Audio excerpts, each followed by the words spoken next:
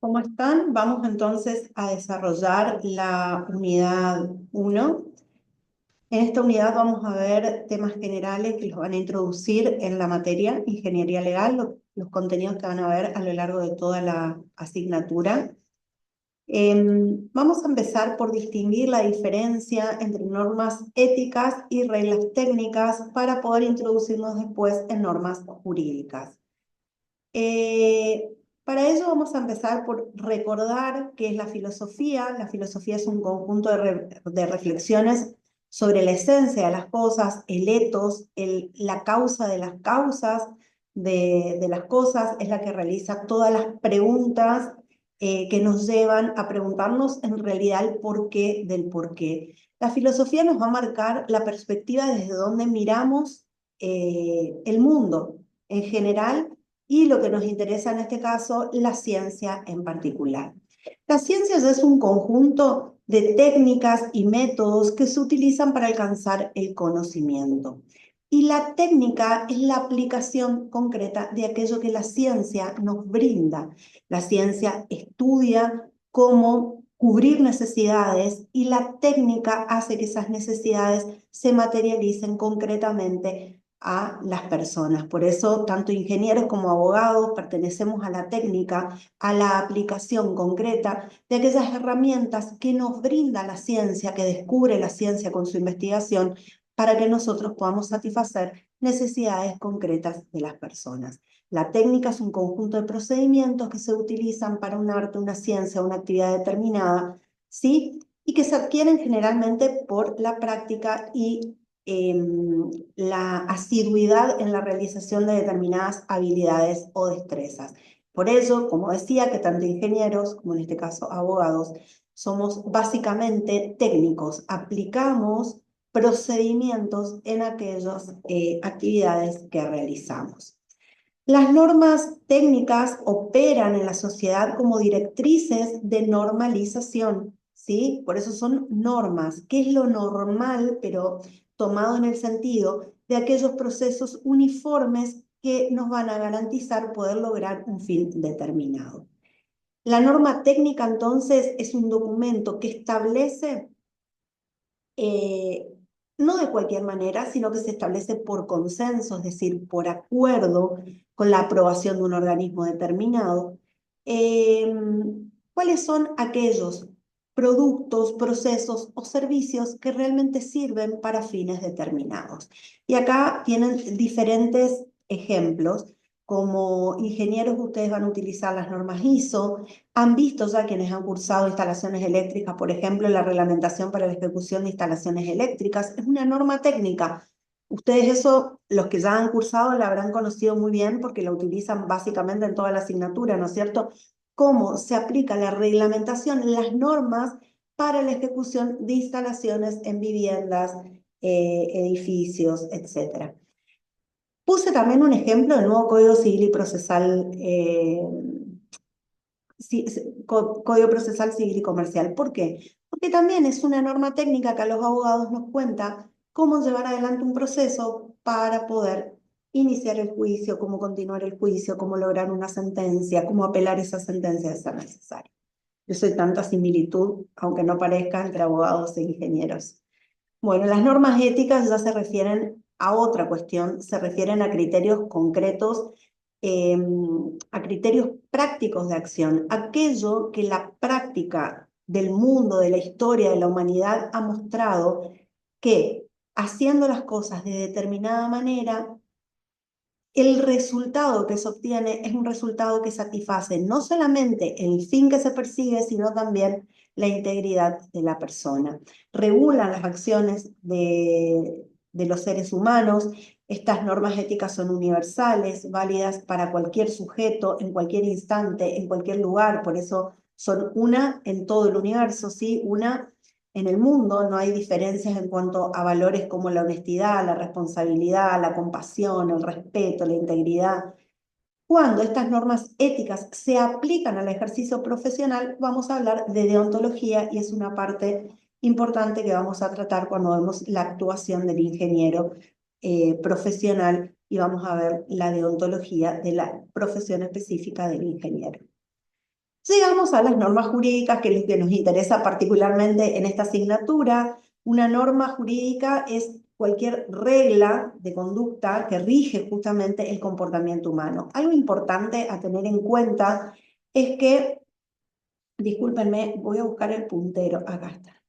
Cuando ustedes tienen la palabra jurídica, recuerden que cuando está adjetivando cualquier sustantivo, significa que hay una creación, modificación, extinción, transformación de derechos o obligaciones. El sustantivo es normas.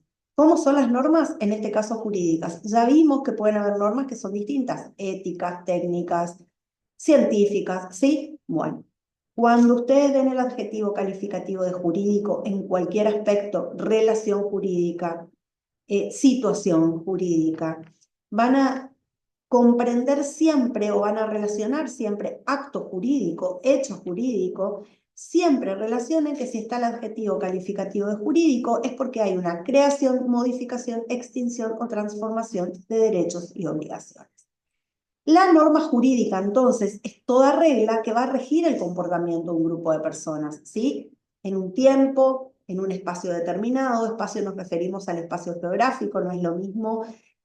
No son iguales las normas jurídicas que rigen en Argentina que las que rigen en Uruguay, en Paraguay, en Brasil, ¿sí? Y de las cuales derivan consecuencias legales frente a su incumplimiento. Por eso decimos que crean, modifican, transforman, extinguen derechos u obligaciones. El conjunto de normas jurídicas es denominado ordenamiento jurídico, o como conocemos vulgarmente, el derecho, el orden, el sistema jurídico de un país. Las normas jurídicas siempre emanan de autoridad competente. Ustedes se preguntarán, ¿y quién es la autoridad competente? Lo vamos a ver en un ratito y lo vamos a profundizar en la clase que viene, en la unidad 2. Es coactiva, es decir, como dice la definición, ante un incumplimiento, entonces hay medidas para poder obligar a las personas a que la cumplan, y en nuestro sistema jurídico, en nuestro país, son escritas. Hay países como el sistema inglés, el common law, que no tienen normas escritas en el sentido que tenemos nosotros, sino que se basan en lo que se denomina precedentes judiciales. Ahora bien, llegamos entonces a qué es el derecho. Si las normas jurídicas, el conjunto, forman lo que decíamos de manera amplia, el derecho de un país, nos preguntamos qué es el derecho. Bueno, la palabra derecho es una palabra muy compleja, es ambigua, es vaga. Esto significa que vamos a comprender qué es el derecho según el contexto en el que estemos hablando. ¿Por qué? Porque tiene varios significados. Es un término vago, entonces necesitamos contextuarnos para poder comprender realmente qué significa la palabra derecho. Acá hay una alusión a esta situación. Napoleón está tomando Malta, entonces le contesta, wow, un punto estratégico del Mediterráneo, no podemos permitirlo. Entonces le dice, no creo que estemos hablando de lo mismo, o creo que no estamos hablando de lo mismo, porque en realidad lo que está tomando es una cerveza, por decirlo. Entonces, depende del contexto en el que hablemos, vamos a poder entender qué significa la palabra derecho. Lo que sí es claro es que el derecho es omnipresente. Invade nuestra vida aunque no nos demos cuenta de ello. Vivimos inmersos en el derecho. Desde antes de nacer inclusive, es muy loco esto, pero hasta después de nuestra muerte. El derecho está siempre presente.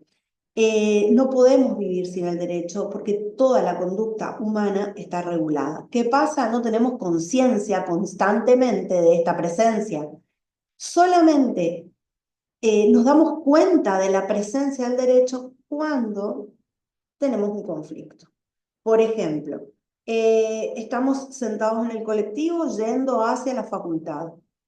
No pensamos en lo más mínimo, en lo más remoto, en derecho, excepto que estén viniendo a ingeniería legal, pero en general uno no piensa en los derechos que tengo cuando estoy andando en colectivo. ¿Cuándo surge esa pregunta? Cuando el colectivo se rompe, no me reconocen que yo ya pagué un pasaje, me quieren hacer pagar otro pasaje, no puedo llegar a tiempo, me perjudicaron. Ahí empiezo recién a preguntarme qué derechos tengo, qué debería haber hecho el colectivero, qué debería haber hecho la empresa, ¿Qué puedo hacer yo como consumidor usuario? Etcétera, etcétera. Entonces, vamos a ver, como decíamos, que el derecho tiene varias acepciones. Depende del contexto, ¿sí? Por eso es ambiguo. Depende del contexto en que lo veamos. Vamos a ver primero el derecho como un sistema de normas. Referido esto a, como decíamos, cuando hay un conjunto de normas, un orden jurídico, hablamos de derecho. Cuando hablamos de derecho como sistema de normas, decimos que hablamos de derecho en sentido objetivo, ¿sí? Es un sistema de normas coercibles que rigen la convivencia social. ¿Por qué es un sistema de normas? Porque las normas que se crean, las reglas que se crean, están entre sí sistematizadas. Es un conjunto ordenado y jerarquizado que provocan o que generan, mejor dicho, que existan derechos y obligaciones para las personas. Y por ahora lo vamos a dejar así en general, personas. ¿Sí? Hay normas que nos prohíben determinadas conductas, hay normas que nos permiten determinadas conductas, hay normas que nos obligan a determinadas conductas. Son coercibles, como decíamos, porque ante la inobservancia se puede utilizar la fuerza pública. Hay diferentes estadios de poder usar la fuerza pública, cómo se utiliza la fuerza pública, pero, por ejemplo, si yo compré una moto en cuotas y no pago la totalidad de la cuota, la empresa que me vendió esa moto puede pedir el secuestro del motovehículo, me sale de la moto, para poder recuperar la plata que nosotros no hemos comprado. O sea, hay sistemas previstos para poder obligarnos a cumplir cuando nosotros no estamos cumpliendo. Un caso clásico que por ahí no es tan desconocido este sistema, cuando hay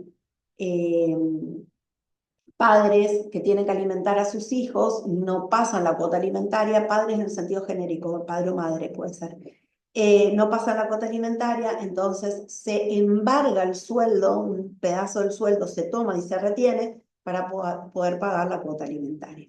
Entonces ahí viene la coercibilidad, la obligación de que cumplamos con lo que determina la ley.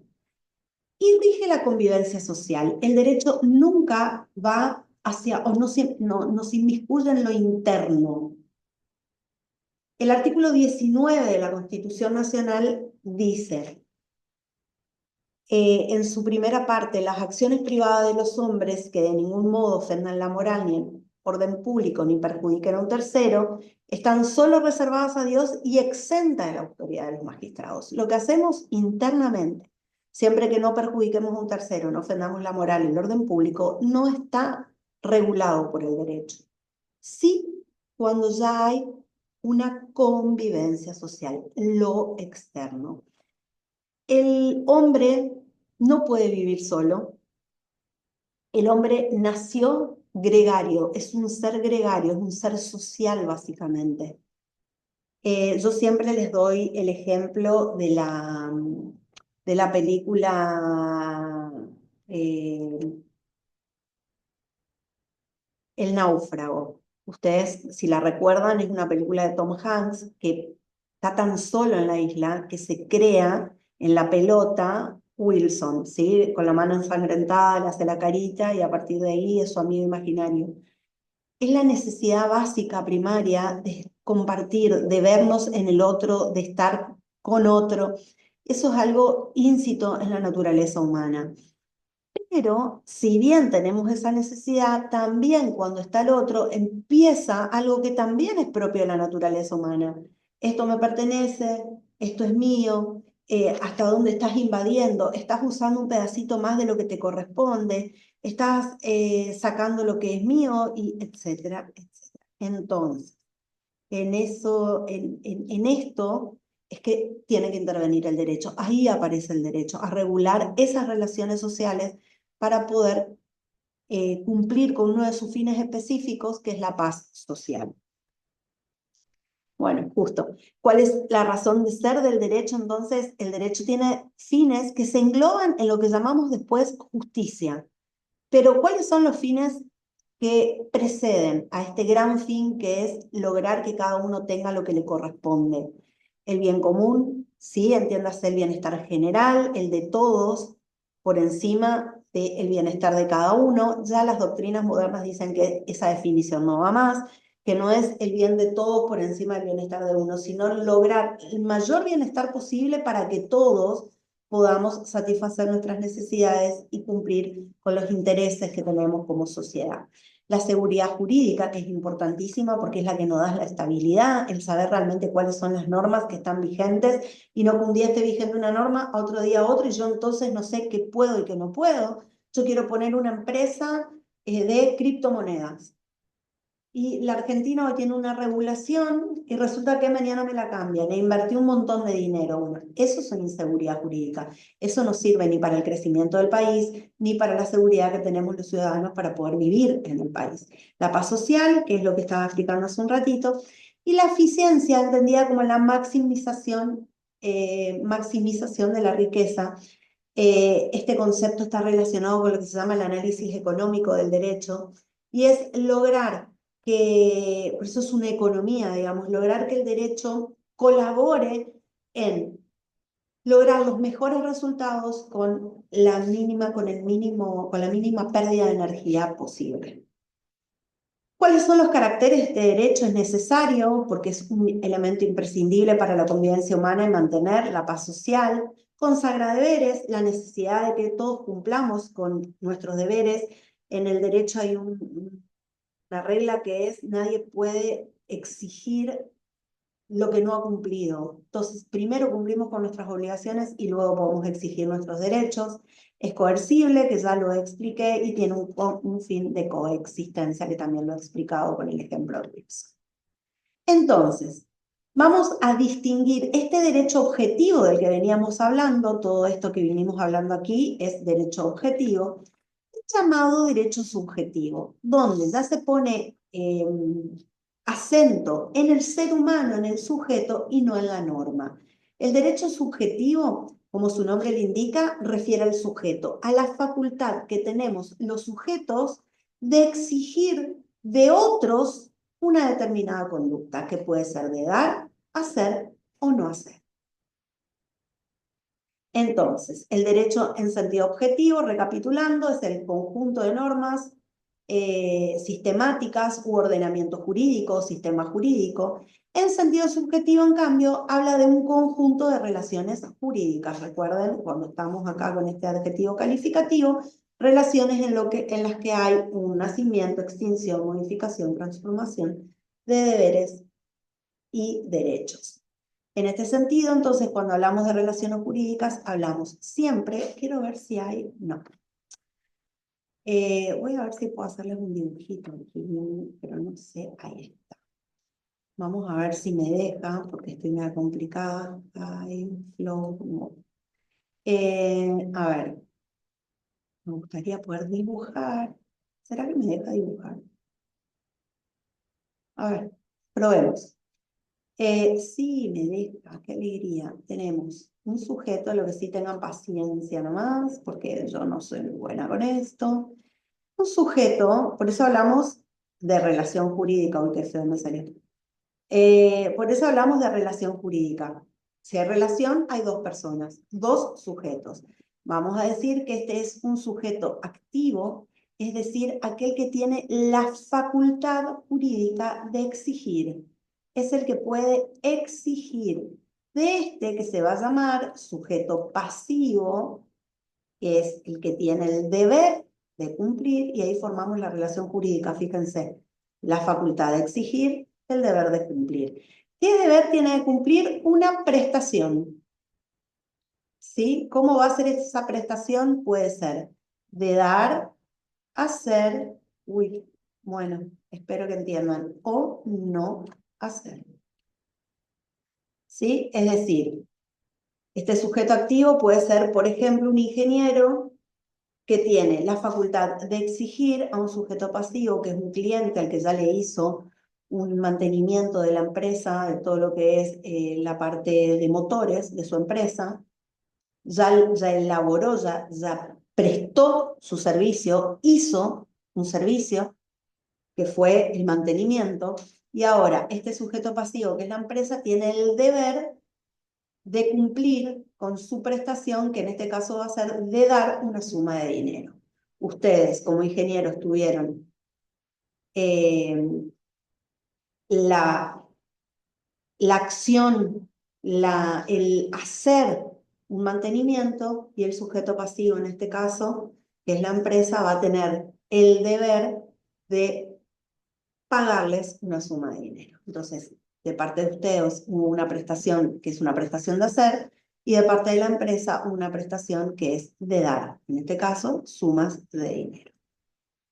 Bueno, espero que hayan comprendido. Seguimos. Ah, pero ahora me queda todo el dibujito este, ¿puede ser? No les puedo creer, ahora me va a quedar todo esto.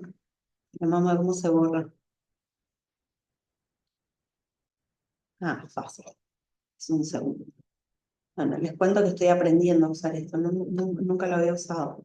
Ahí estamos. Bueno, el derecho subjetivo se clasifica de muchas maneras. Nosotros lo vamos a reducir a esta clasificación según el contenido y según la identidad del sujeto pasivo. ¿Recuerdan quién era el sujeto pasivo en el dibujito que les hice recién? El que tiene el deber de cumplir. Según el contenido, los derechos subjetivos pueden ser patrimoniales o extrapatrimoniales. Los patrimoniales van a ser aquellos derechos en donde haya o esté presente una valoración económica.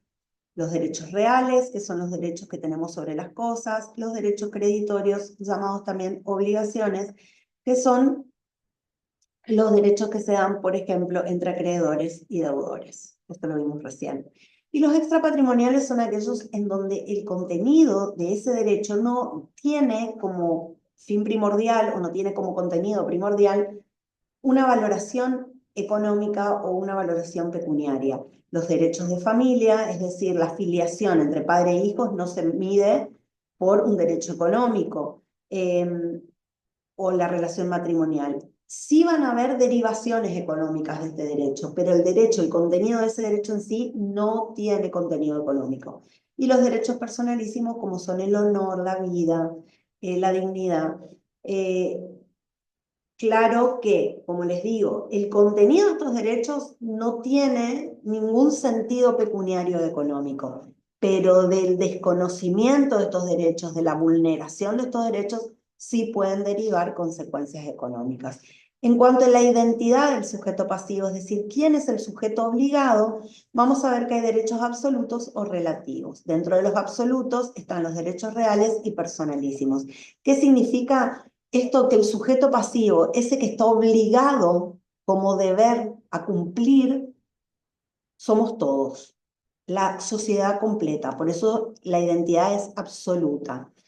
Por ejemplo, yo tengo un derecho, disculpen, ese ruidito es mi perro que está acá atrás. Yo tengo un derecho sobre mi casa, ¿no es cierto? Eso es un derecho real. ¿Quién está obligado a respetar mi casa, no entrar, no robarla, no romperla? ¿Una persona específica o toda la sociedad? Claramente que toda la sociedad, nadie tiene derecho a meterse en mi casa, ni nadie tiene derecho a romperla. Lo mismo con la dignidad, que son los derechos personalísimos, el honor. No hay un sujeto obligado a no mancillar mi buen nombre. Todos están obligados a respetar el buen nombre de todos, ¿no es cierto? En cambio, hay sujetos que están obligados en determinadas relaciones jurídicas específicas. ¿Quién está obligado a mantener un hijo?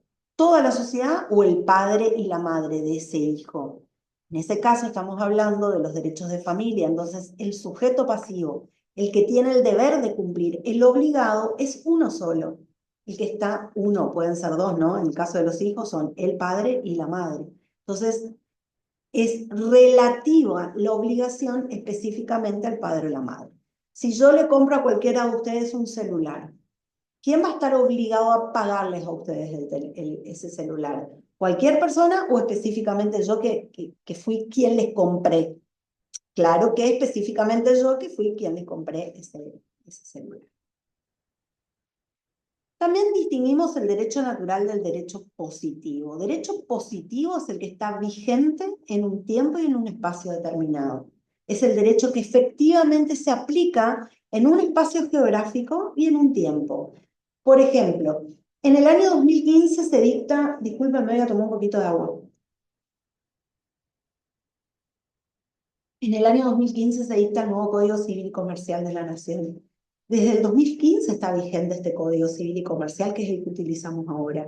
Antes había dos códigos separados, el civil y el comercial. Entonces, ¿cuál es derecho positivo en este momento? El Código Civil y Comercial que estamos utilizando actualmente en la materia. En cambio, el derecho natural es un derecho que desde otra perspectiva se vincula mucho a los derechos humanos.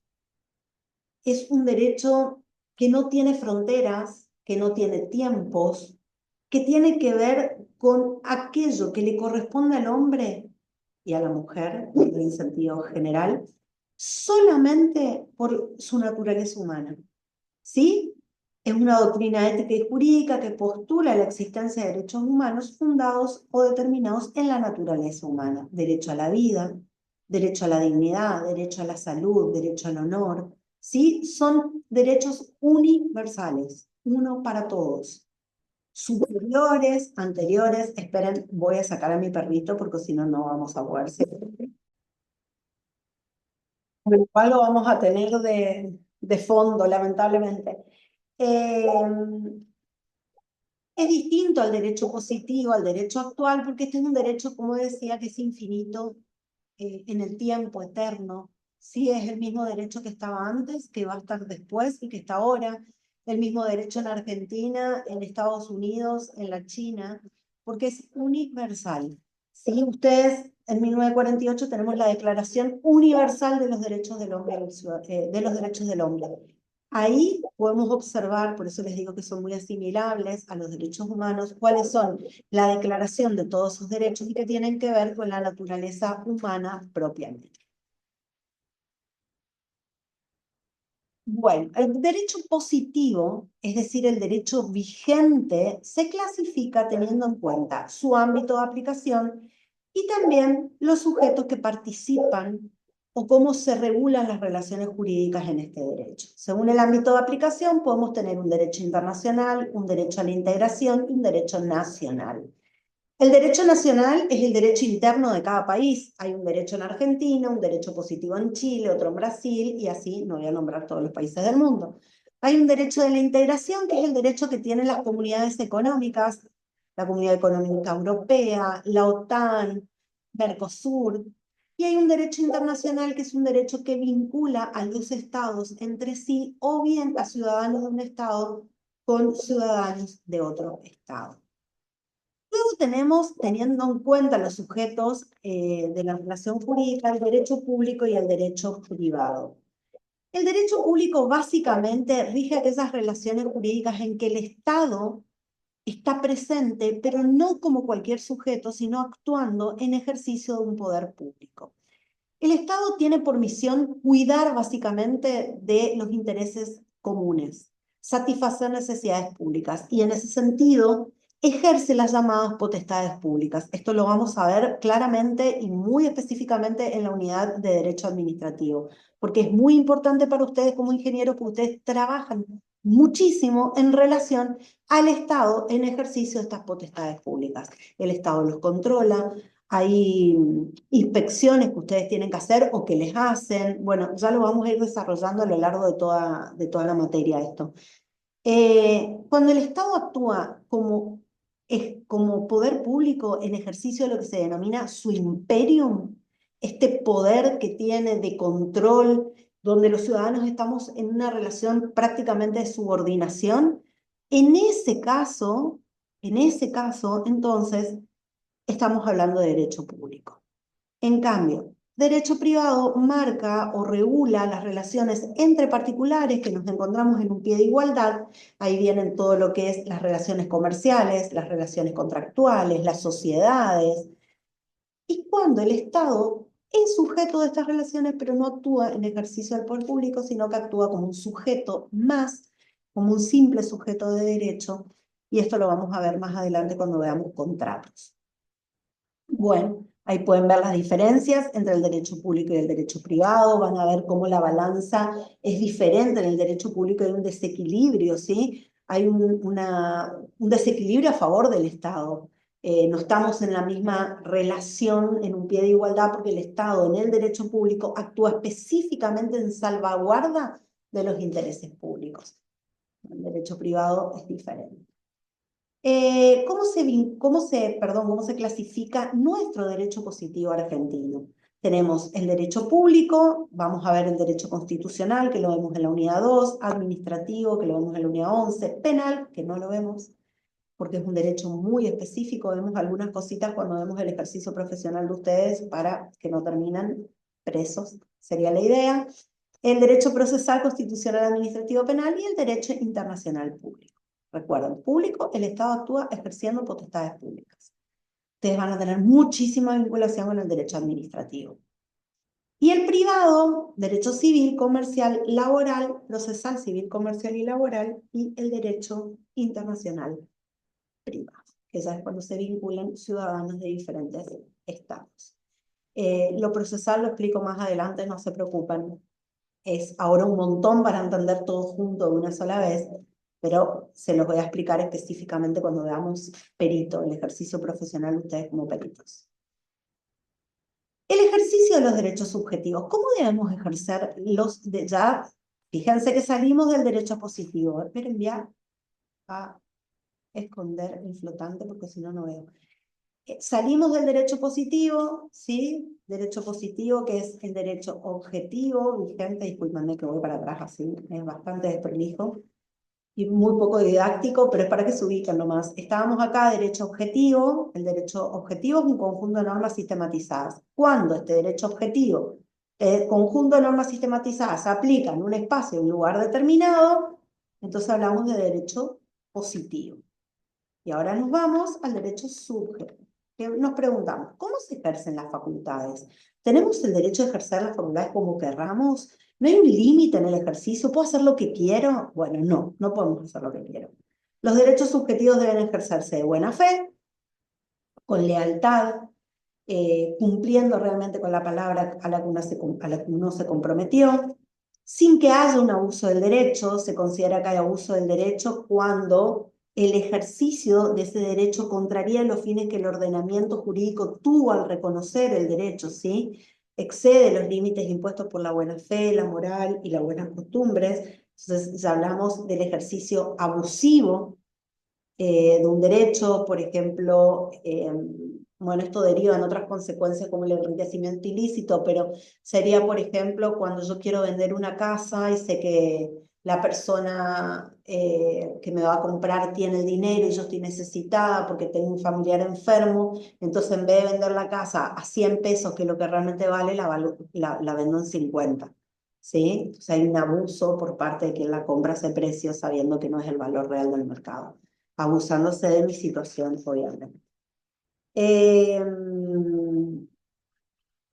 Después tenemos el abuso de la posición dominante, cuando se abusa de esta posición en el mercado, cuando hay empresas que tienen cierto poder en el mercado y, por ejemplo, imponen tarifas muy altas, ¿sí? O imponen una competencia desleal por el gran poderío que tienen dentro del mercado. Hay leyes específicas que tenemos que impiden que esto sea de esta manera. Fuentes del derecho positivo. ¿De dónde surge el derecho positivo?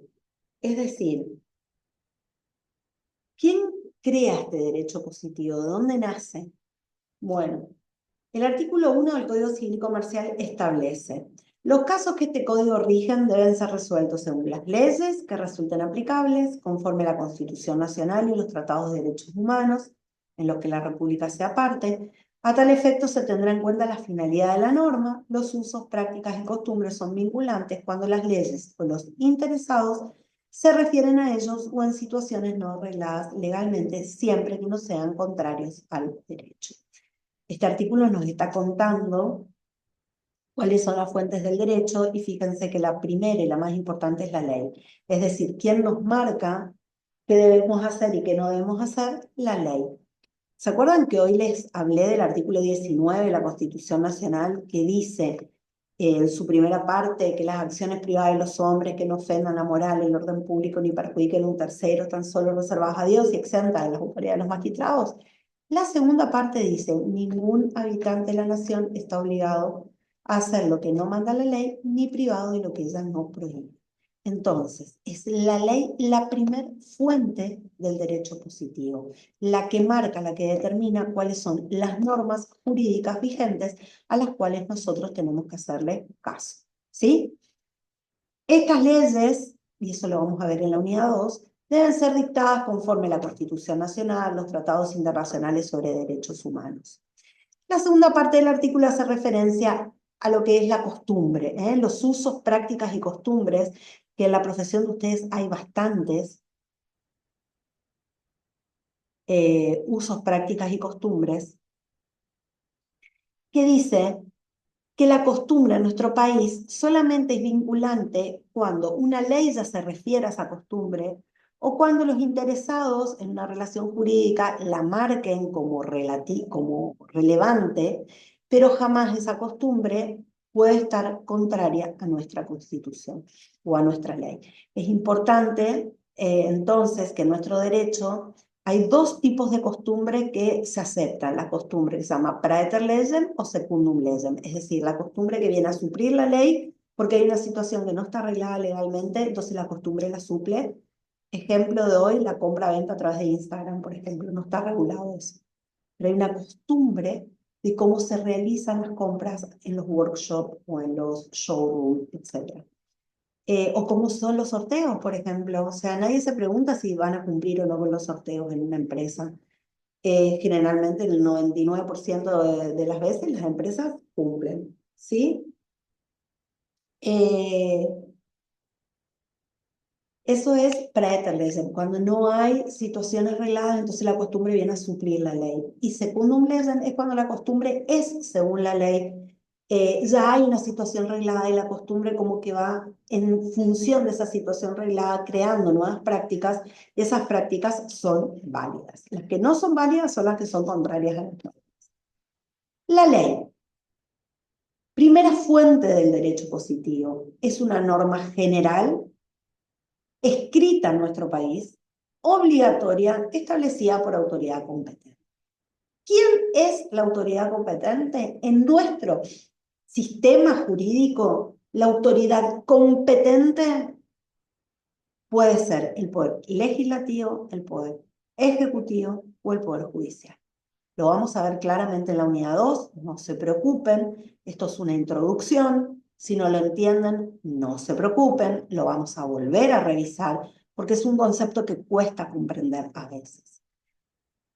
Hay dos tipos de leyes, las leyes en sentido formal y las leyes en sentido material. No importa si hablamos de un sentido o del otro, la ley siempre, para ser válida, tiene que ser dictada por un órgano competente. Cuando el órgano competente para crear la ley es el Poder Legislativo, estamos hablando de ley en sentido formal. ¿Por qué? Porque es el Poder Legislativo el órgano del Estado específicamente creado para la sanción de leyes. Hay un procedimiento muy formal para la sanción de las leyes. Estas leyes ustedes las van a identificar porque tienen el nombre de ley, ley número, y ahí van a encontrar el número que tienen. Por ejemplo, 19.549 procedimientos administrativos, 27.742 ley bases, punto de partida para la nación. Ley 25.24, no me acuerdo, la ley de riesgos del trabajo, tienen el nombre de ley. En cambio, las leyes en sentido material son reglas también obligatorias, pero que emanan de otra autoridad competente, que puede ser el ejecutivo o el judicial. Del ejecutivo, ¿qué nombre van a tener? Por ejemplo, decretos, reglamentos, resoluciones, ¿sí? Del municipio vamos a tener ordenanzas, y del Poder Judicial, sentencias. Las sentencias lo que sí son ley para las partes, salvo situaciones excepcionales, donde una sentencia se aplica no solamente a las partes, sino se llama erga omnes, es decir, a todos. Pero ese es otro tema.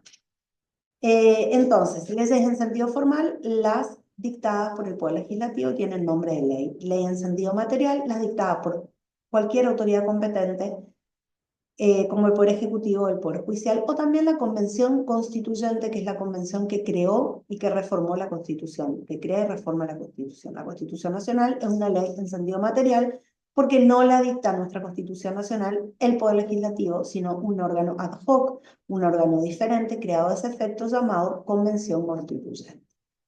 La ley es obligatoria, nadie puede aducir ignorancia de las leyes, es de interpretación restrictiva, hay que ir a lo que la ley específicamente tiene por fin, ¿sí? Teniendo en cuenta sus palabras, su finalidad, leyes análogas, ¿sí? Y las leyes rigen después del 8º día de su publicación oficial, se publican en algo llamado boletín oficial, antes era solamente escrito, ahora es digital, o desde el día que ya determinen, es decir, que si las leyes no determinan a partir de qué día empiezan a regir, van a regir después del 8º día de su publicación en el boletín oficial, es decir, en el 9º día. El principio de irretroactividad de las leyes es sumamente importante, es un principio que va de la mano de la llamada seguridad jurídica. Implica que las leyes son obligatorias a partir de que entran en vigencia. Yo no puedo cumplir una ley que no sé que existe y tampoco me pueden imponer que yo cumpla con algo que fue creado con posterioridad. Por ejemplo, hoy crean un impuesto al dictado de clases.